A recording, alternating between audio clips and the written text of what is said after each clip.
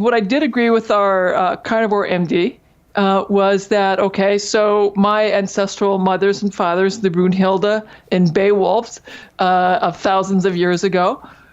So during the summer, Brunhilde was out there getting plants, and we were having a lot of non-poisonous leaves and some tubers and a lot of dirt and some small animals that she was catching in the nets. Beowulf was out there getting the bigger game and bringing that back. And then during the winter, I wasn't eating many plant materials, and I was either not eating or I was eating carnivore. So I was willing to admit that certainly several months out of every year, I was either fasting or being a carnivore. And at least 7 months to 9 months out of the year, I was clearly an omnivore. That is what we have the most historical precedent with as Homo sapiens, are being omnivores, just very occasionally carnivores, and fairly occasionally having to fast. Hey, let me, on that same subject, let me give you another question. So my wife and I, will eat, our meal at dinner, because that's, quite frankly, when we're both home. We both work.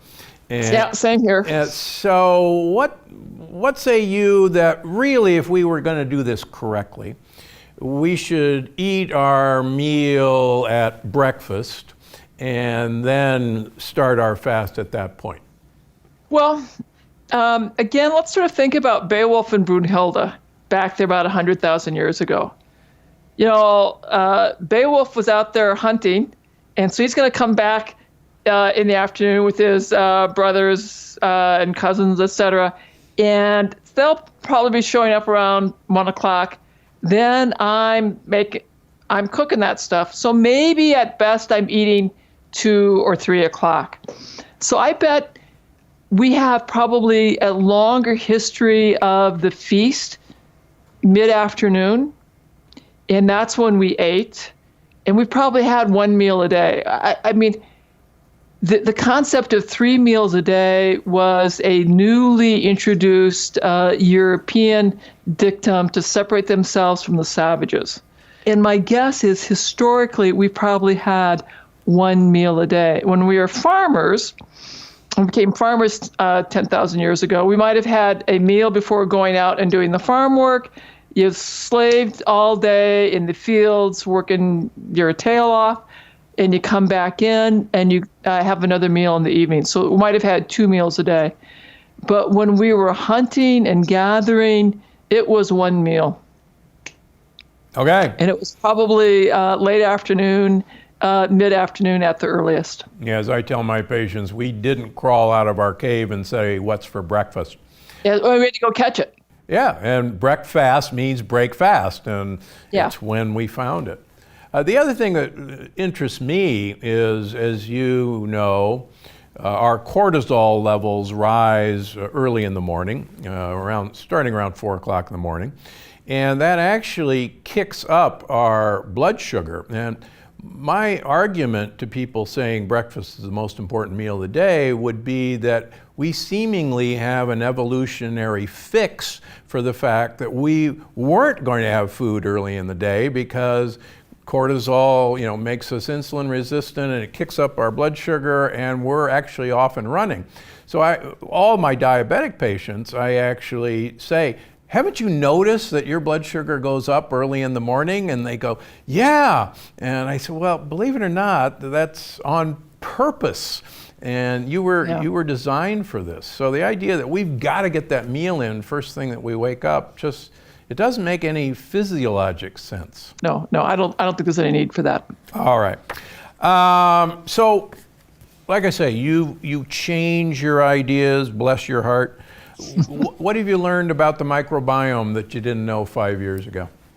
That my colleagues are really getting excited about our microbiome, that they admit we don't really know what species we should have in our microbiome.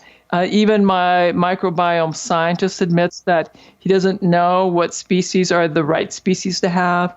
that probably it's what these species can do, and that microbes are gene swapping all of the time, and so even though we may have these probiotics, because they're being cultured in these big steel vats, they're gene swapping all the time, we don't know what processes that microbe can do. And it's the processes that I need, not the name of the species. So the research that is really the most interesting is the research that looks at the metabolites, the metabolome. And we've got that frozen. So we're going to be analyzing that. Metabolon looks at about 20,000 different compounds that are in your urine, your blood, your poop, your spinal fluid, and sees how that changes. So we're writing grants now, so hopefully there'll be a time when I'm going to be able to analyze the changes in our blood, urine, and stool as people adopt the Wahls diet or as they adopt any of the other diets that we study. And because you see, that is what I think the change in the diet that you advocate and that I advocate, that our gut then digests that foods into smaller compounds that get into our bloodstream that help us run the chemistry of life. And it's the microbiome making these metabolites that influence our health. So that's very exciting. I talk about that in the book. We are writing grants. Hopefully in the next couple of years, we will get funded, be able to analyze that stuff.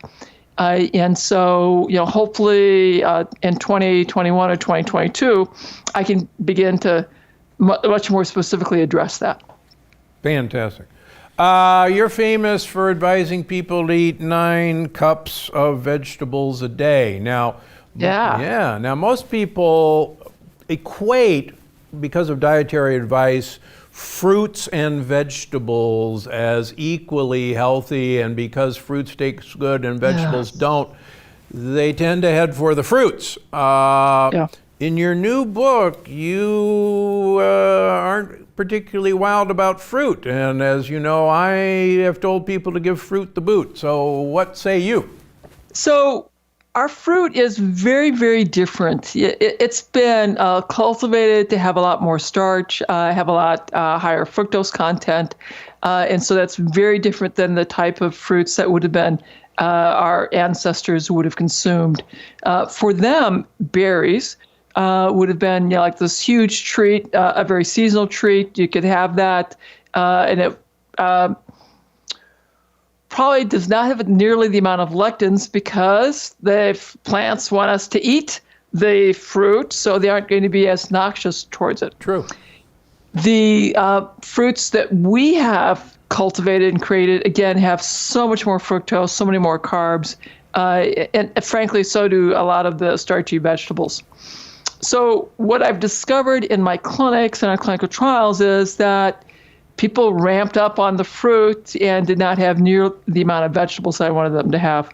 So I've made it much more explicit that we're dialing down the fruit, and my preference is that what we're talking about ideally are berries. I think berries are the most beneficial of the fruit.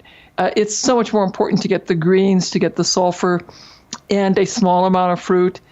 If you have a belly that's bigger than your butt, then I'd rather you not have any fruit. And that's most Americans, unfortunately.